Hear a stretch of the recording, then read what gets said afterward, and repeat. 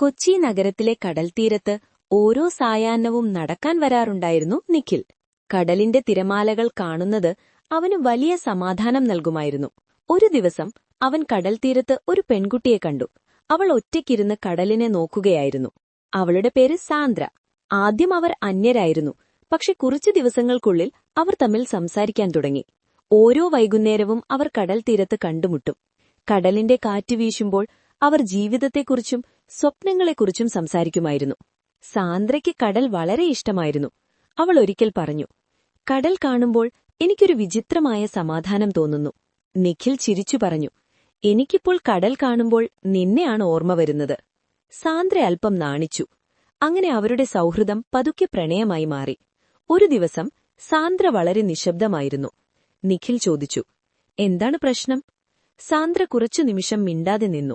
പിന്നീട് പറഞ്ഞു, "എനിക്ക് നാളെ ഈ നഗരം വിടണം. എന്റെ കുടുംബം മറ്റൊരു നഗരത്തിലേക്ക് മാറുകയാണ്." നിഖിലിന്റെ ഹൃദയം ഒരു നിമിഷം നിശ്ചലമായി. അവൻ ഉടനെ പറഞ്ഞു, "നീ പോയാൽ ഞാൻ എന്തു ചെയ്യും?" സാന്ദ്ര ചിരിച്ചു. "പ്രണയം ദൂരത്തെ ഭയപ്പെടുന്നില്ല." അവൾ കടലിലേക്ക് നോക്കി പറഞ്ഞു, "ഒരു ദിവസം നമ്മൾ വീണ്ടും ഇവിടെ തന്നെ കണ്ടുമുട്ടും." അവൾ പോകുന്നതിനു മുൻപ് നിഖിലിനോടൊരു വാഗ്ദാനം ചോദിച്ചു. "നമ്മൾ വീണ്ടും കണ്ടുമുട്ടുന്ന ദിവസം വരെ ഈ കടൽത്തീരത്തെ മറക്കരുത്." നിഖിൽ തലകുലുക്കി. സാന്ദ്ര അടുത്ത ദിവസം നഗരത്തിൽ നിന്ന് പോയി. വർഷങ്ങൾ കടന്നുപോയി. പക്ഷെ ഓരോ സായാഹ്നവും നിഖിൽ അതേ കടൽത്തീരത്ത് വരും. അവൾ പറഞ്ഞ വാഗ്ദാനം അവൻ മറന്നില്ല. ഒരു ദിവസം അവൻ കടൽത്തീരത്ത് നിൽക്കുമ്പോൾ ഒരു ശബ്ദം കേട്ടു. "നിഖിൽ?" അവൻ തിരിഞ്ഞുനോക്കി. അത് സാന്ദ്രയായിരുന്നു. അവൾ ചിരിച്ചു പറഞ്ഞു, "ഞാൻ പറഞ്ഞില്ലേ, നമ്മൾ വീണ്ടും ഇവിടെ തന്നെ കണ്ടുമുട്ടുമെന്ന്." കടൽത്തിരമാലകൾ വീണ്ടും തീരത്തു പതിച്ചു. കാരണം ചില പ്രണയങ്ങൾ സമയം കൊണ്ട് മാറുന്നില്ല. അതൊരു വാഗ്ദാനം പോലെ ജീവിതം മുഴുവൻ നിലനിൽക്കും. തലക്കെട്ട്: നിശബ്ദമായ മുറിവുകൾ. പർവ്വതങ്ങൾ ചുറ്റിപ്പറ്റിയ ഒരു ചെറിയ ഗ്രാമം. അവിടെ എല്ലാവരും അറിയുന്ന ഒരു മനുഷ്യനുണ്ടായിരുന്നു, രാഘവൻ. അവൻ അധികം സംസാരിക്കില്ല. ചിരി വളരെ അപൂർവം. എപ്പോഴും കയ്യിൽ ഒരു പഴയ ബാഗ്. ഗ്രാമത്തിലെ കുട്ടികൾ അവനെ നിശബ്ദനെന്ന് വിളിക്കും. പക്ഷേ ആരും അറിയാത്ത ഒരു കഥ ആ ബാഗിനുള്ളിലുണ്ടായിരുന്നു. രാഘവൻ ഒരിക്കൽ സ്കൂൾ അധ്യാപകനായിരുന്നു. പഠിപ്പിക്കുന്ന കുട്ടികളെ സ്വന്തം മക്കളെ പോലെ സ്നേഹിച്ച ഒരാൾ. ഒരു ദിവസം ഒരപകടം. സ്കൂൾ ബസ് മഴയിൽ വഴുതിപ്പോയി. രാഘവൻ അവസാന നിമിഷം വരെ കുട്ടികളെ രക്ഷിക്കാൻ ശ്രമിച്ചു. പലരെ രക്ഷിച്ചു. പക്ഷേ സ്വന്തം മകൻ അഭിജിത്ത് അവന്റെ കൺമുന്നിൽ അകന്നുപോയി. ആ ദിവസം മുതൽ രാഘവന്റെ ജീവിതം നിശബ്ദമായി. അവൻ ജോലി ഉപേക്ഷിച്ചു. നഗരം വിട്ടു. ഈ ഗ്രാമത്തിൽ വന്നു താമസിച്ചു. എല്ലാ ദിവസവും അവൻ കുന്നിൻ മുകളിലേക്ക് കയറും.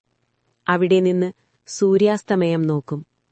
ബാഗിനുള്ളിൽ അഭിജിത്തിന്റെ നോട്ടുബുക്കുകൾ, ചിത്രങ്ങൾ, ഒരു പൊട്ടിയ പേന. ഗ്രാമത്തിലെ ഒരാൾ ഒരിക്കൽ ചോദിച്ചു, "ഇതൊക്കെ എന്തിനാണ് സൂക്ഷിക്കുന്നത്?"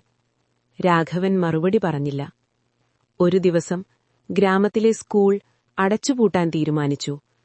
കുട്ടികൾ കുറവായിരുന്നു. അധ്യാപകനില്ല.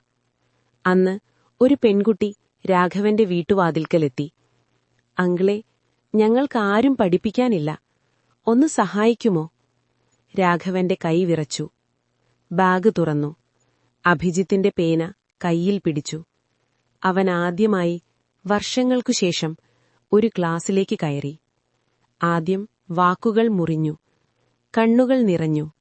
പക്ഷേ കുട്ടികൾ അവനെ നോക്കി ചിരിച്ചു. ദിവസങ്ങൾ കടന്നു. ഗ്രാമം മാറി. സ്കൂളിൽ ചിരിയും ശബ്ദവും തിരിച്ചുവന്നു. ഒരു ദിവസം ഒരു കുട്ടി ചോദിച്ചു, "സാർ, നിങ്ങൾ എന്തുകൊണ്ട് ഇത്ര നിശബ്ദനാണ്?" രാഘവൻ ആകാശത്തേക്ക് നോക്കി പറഞ്ഞു, "ചില മുറിവുകൾ കാണാനാവില്ല. പക്ഷേ അവ നമ്മളെ നല്ല മനുഷ്യരാക്കും." അന്നു രാത്രി അവൻ വീട്ടിലെത്തി. ബാഗ് അടച്ചു. അഭിജിത്തിന്റെ ചിത്രത്തിനു മുന്നിൽ പറഞ്ഞു, "മോനെ, നീ പോയെങ്കിലും നിന്റെ സ്വപ്നം ഇവിടെ തുടരുന്നു." നിശബ്ദമായ മുറിവുകൾ അവനെ തകർത്തില്ല. അവനെ ഒരു വെളിച്ചമാക്കി. സന്ദേശം: വേദന നമ്മളെ നിശബ്ദരാക്കാം, പക്ഷേ അത് നമ്മളെ വെളിച്ചമാക്കാനും കഴിയും.